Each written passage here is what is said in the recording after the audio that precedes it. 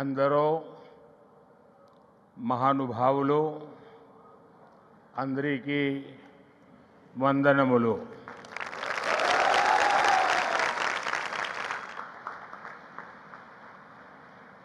मुख्यमंत्री श्री चंद्रबाबू नायडू,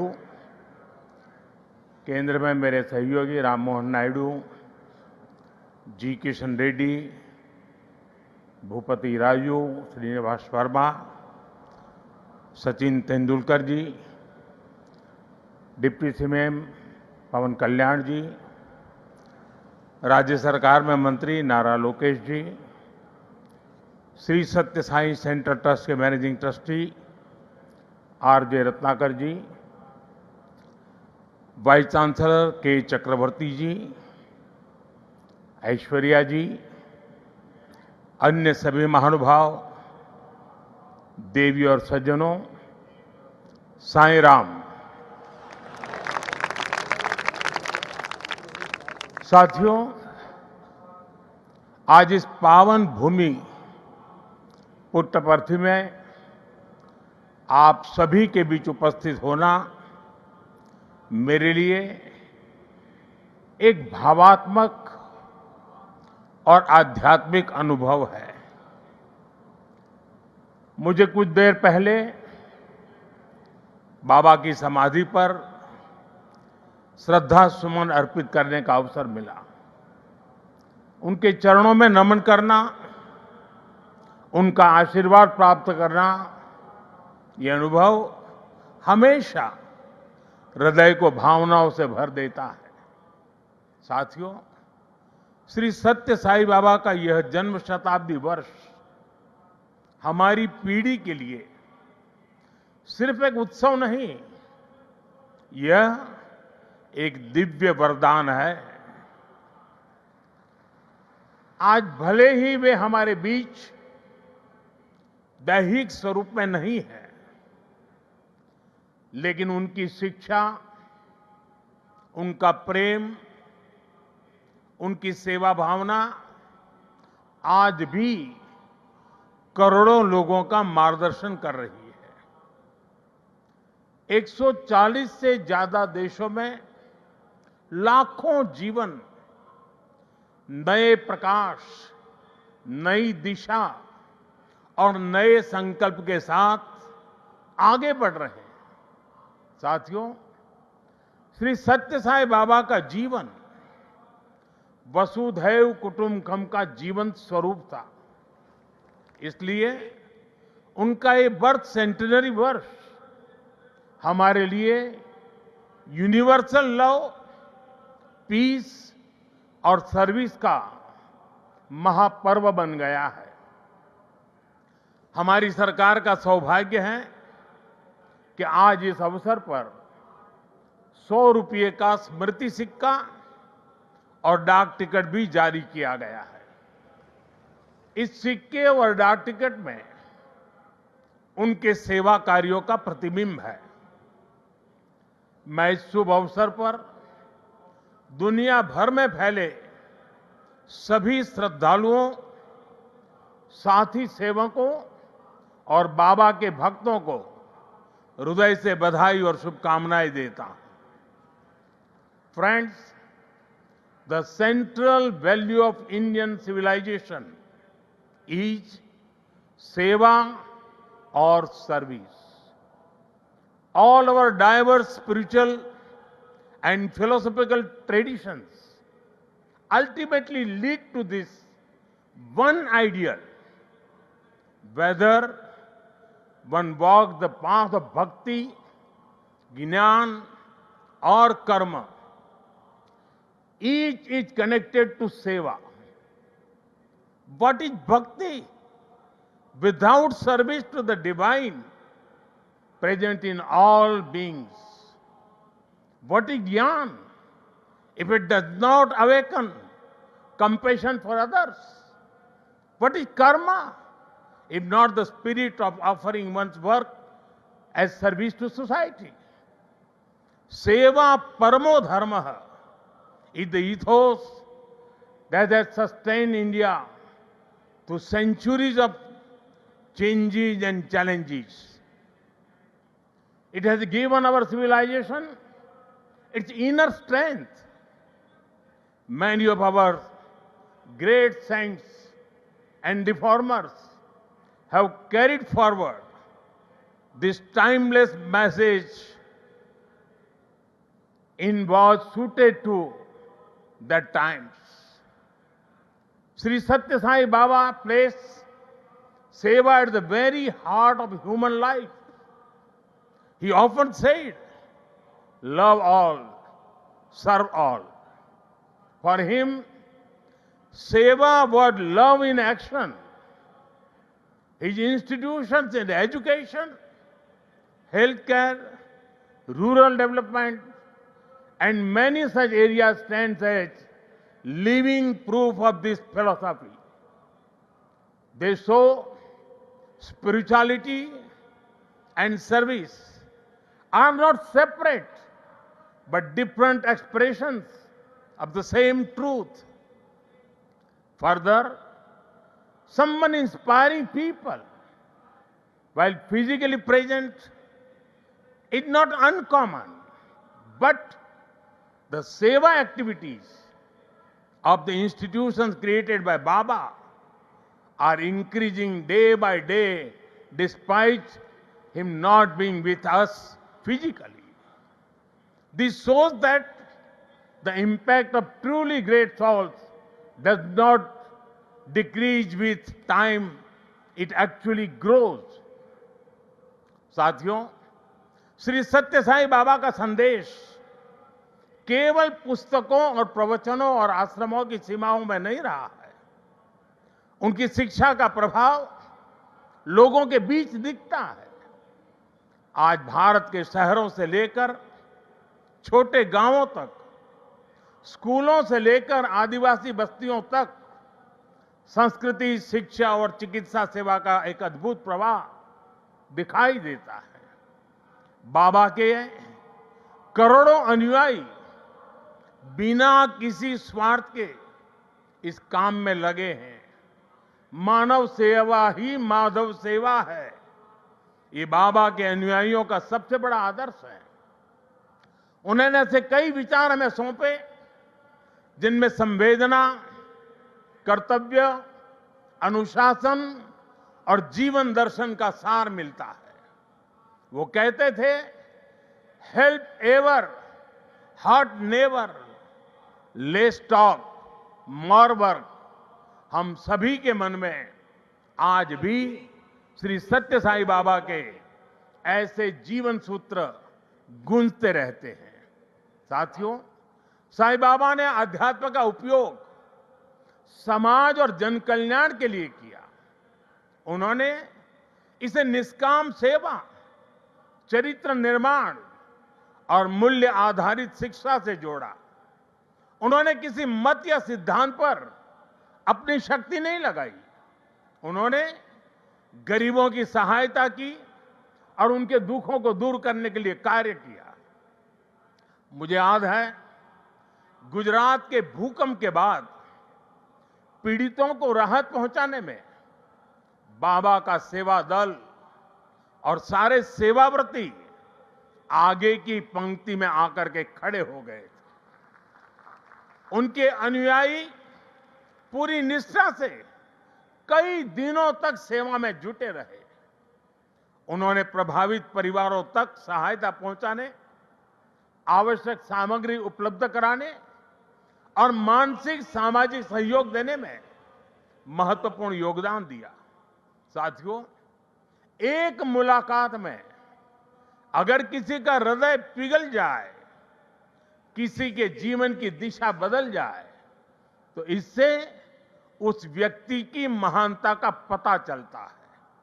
आज यहां इस कार्यक्रम में भी हमारे बीच ऐसे कई लोग हैं जिन पर सत्य साई बाबा के संदेशों का गहरा असर हुआ और उनका पूरा जीवन बदल गया। साथियों, मुझे संतोष है कि श्री सत्य साई बाबा की प्रेरणा से साई सेंट्रल ट्रस्ट और उससे जुड़े संगठन सेवा को ऑर्गेनाइज, इंस्टीट्यूशनल और लॉन्ग टर्म व्यवस्था के रूप में आगे बढ़ा रहे हैं, आज एक व्यवहारिक मॉडल के रूप में हमारे सामने है। आप सभी पानी, housing, health care, nutrition, disaster support और क्लीन एनर्जी जैसे क्षेत्रों में अद्भुत कार्य कर रहे हैं। मैं कुछ सेवा कार्यों का विशेष तौर पर जिक्र करना चाहूंगा। जैसे रायलसीमा में पीने के पानी की गंभीर समस्या थी, तब ट्रस्ट ने 3000 किलोमीटर से ज्यादा लंबी पाइपलाइन बिछाई। ओडिशा में बाढ़ प्रभावित परिवारों के लिए 1000 मकान बनाए। जो गरीब परिवार पहली बार श्री सत्य साई अस्पतालों में आता है, वो देखकर दंग रह जाता है कि अस्पताल में बिलिंग का कोई काउंटर ही नहीं है। यहां इलाज भले मुफ्त है, लेकिन मरीजों और उनके परिजनों को किसी असुविधा का सामना नहीं करना पड़ता। साथियों, आज ही यहां 20,000 से ज्यादा बेटियों के नाम पर सुकन्या समृद्धि योजना के खाते खोले गए हैं। इससे उन बेटियों की शिक्षा और सुरक्षित भविष्य सुनिश्चित हुआ है।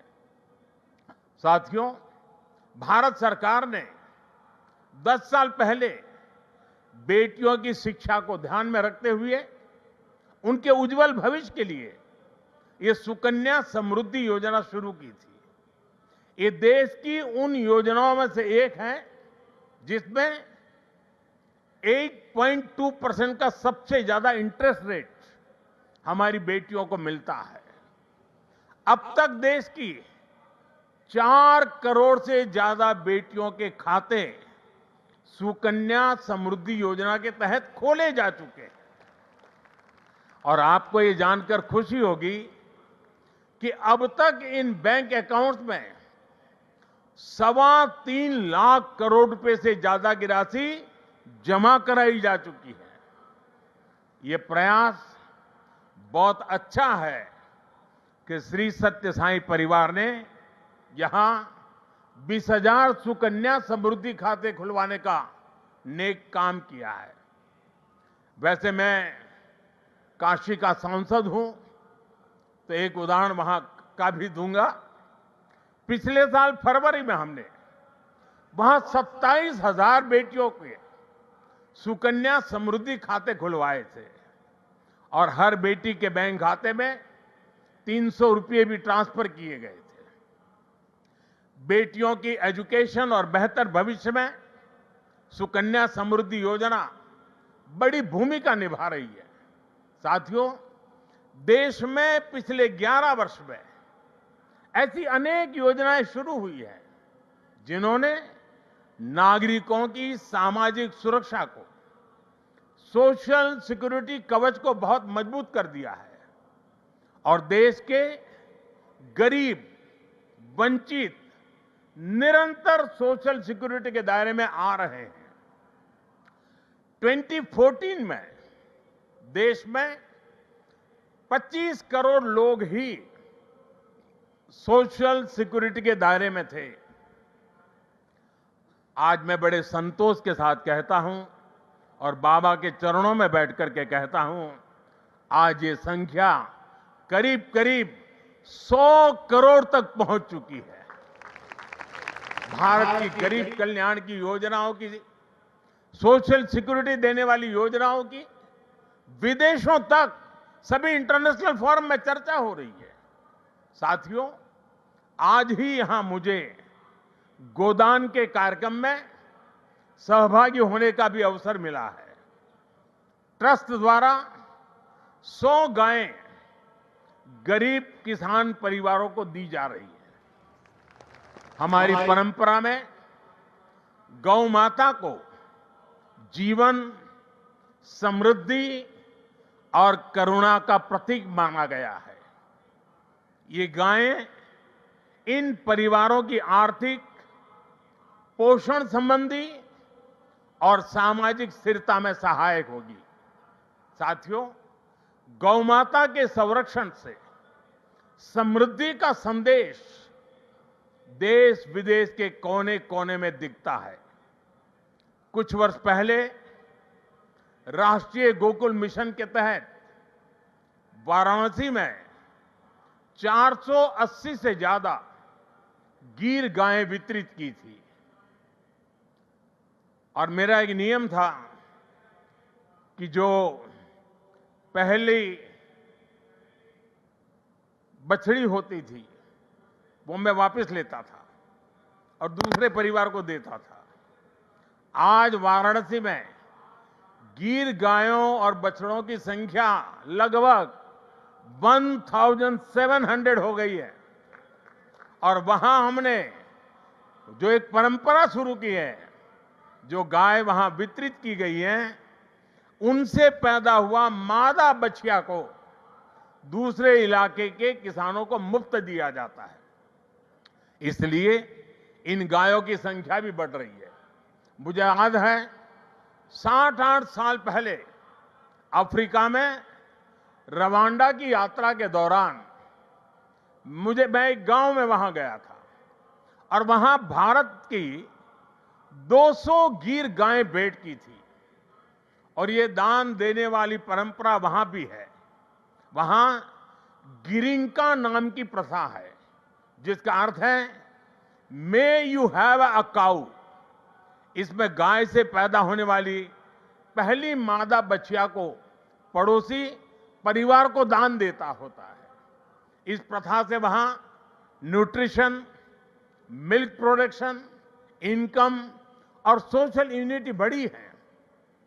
साथियों, ब्राजील ने भी भारत की गीर और कांकरेज नस्लों को अपनाकर उन्हें आधुनिक तकनीक और वैज्ञानिक प्रबंधन के साथ आगे बढ़ाया है और आज वे बेहतर डेयरी परफॉर्मर्स का स्रोत बन गई है।